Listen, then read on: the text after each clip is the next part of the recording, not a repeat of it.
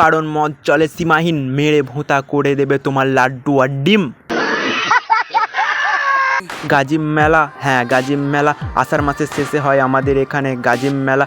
ছোট থেকে বড় ভাইয়েরা যারা থাকে বাইরে তারা কনফার্ম টিকিট কাটে যাতে তারা বাড়ি আসতে পারে, না আসতে পারলে পুরো মিস হয়ে যায় মেলা। গাজিম মেলা, হ্যাঁ ভাই গাজিম মেলা।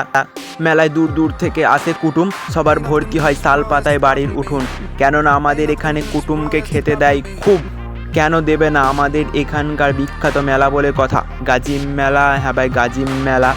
মেলায় এক সপ্তাহ আগে সবাই মিলে কাটারি নিয়ে গিয়ে বাঁশ বাগান থেকে বাঁশ কেটে আনে, তারপর সেই বাঁশ রাস্তার ধারে গর্ত করে মাটিতে পোঁতে। এটাই তো নিয়ম যে করতে তো হবেই রে। কেউ কেউ বলে এটাকে চাচা চাচির বিয়ে, কেউ কেউ বলে আবার গাজিম মেলা।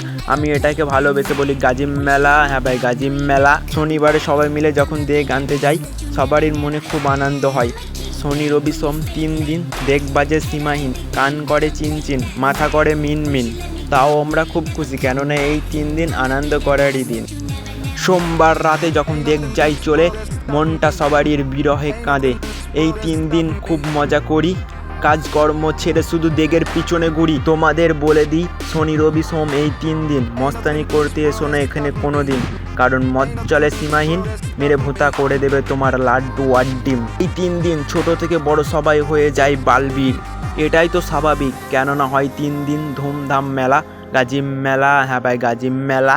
কিছু কিছু মানুষ আছে যারা মদ খেয়ে মাতলামি করে, তাই বলে আমি সবাইকে দোষ দিচ্ছি না যে, তাদের সে মাতলামি দেখে অনেকেরই ভালো লাগে, কেননা এই 3 দিন মেলা।